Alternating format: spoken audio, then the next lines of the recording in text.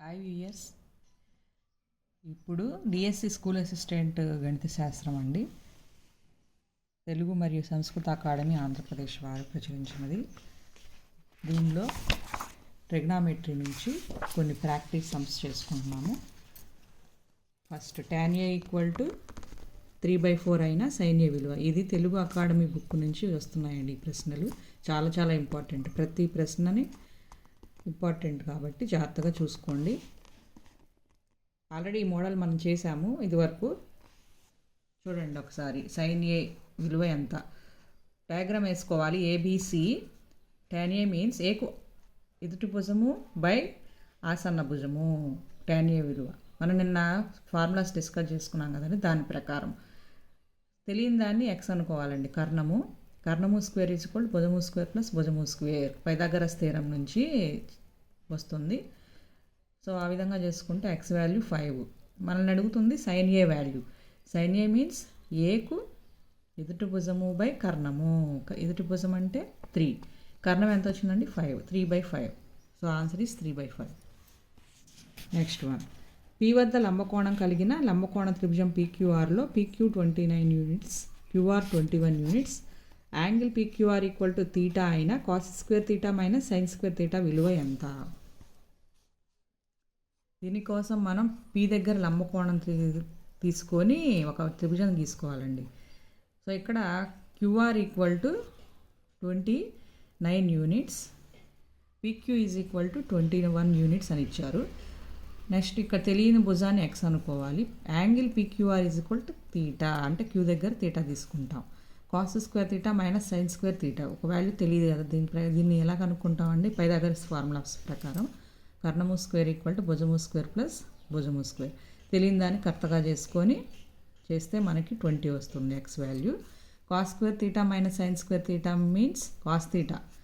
θకు ఆసన్న భుజము by కర్ణము 21/29. sin θ. θకు ఎదుటి భుజము బై కర్ణము 20/29 చేస్తే మనకి 41/841 వస్తుందండి. So answer is 41/841. Next one. cot θ = 7/8 అయినా 1 + sin θ of 1 - sin θ by 1 + cos θ of 1 - cos θ value. దీనికి చూడండి ఇక్కడ డైరెక్ట్గా తెలుసుకోవచ్చు. A + B × A - B formula ప్రకారం A² - B². 1 - sin² θ by 1 - cos² θ.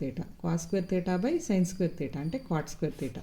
దీన్ని డైరెక్ట్గా స్క్వేర్ చేసేస్తే 7² / 8². 49/64.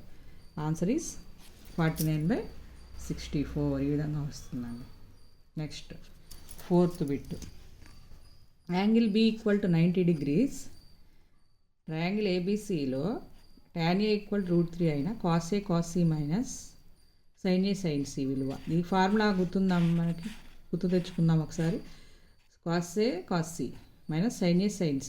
అదే cos A cos B minus sin A sin C ప్రకారం అండి. దీనికి ఫార్ములా ఏంది? cos of A + C. ఇక్కడ ప్లస్ కాస్కి ప్లస్ ఉంటే మైనస్ వస్తుంది, మైనస్ ఉంటే ప్లస్ వస్తుందని చెప్పుకున్నాం కదా. దాని ప్రకారం A + C, A value B C value కనుక్కొని సబ్స్టిట్యూట్ చేయాలండి. సో దీనికి సంబంధించిన సమ్ము చూడండి. ఇక్కడ B దగ్గర 90 degrees, ABC ట్రయాంగిల్. ఏ దగ్గర tan యొక్క ఏ విలువకు √3 వస్తుంది 60 degrees కాబట్టి ఇక్కడ 60 degrees. 60 + 90 150. సో 180లో 150ని క్లోజ్ చేస్తే 30 degrees. రిమైనింగ్ యాంగిల్ వచ్చి 30 degrees వచ్చిందండి. cos of A + C means A 60 degrees, C అనేది 30 degrees. 60 + 30 90 degrees. So cos 90 value ఎంత అండి? 0.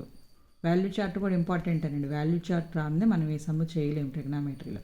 కాబట్టి ప్రతిరోజు ఈ చాప్టర్ చేసేటప్పుడు ప్రతిరోజు ఆ వాల్యూ చార్ట్ నేర్చుకొని తర్వాత చేసుకుందాం sums. cos A cos C - sin A sin C = value ఎంత వచ్చిందండి? 0 వచ్చింది.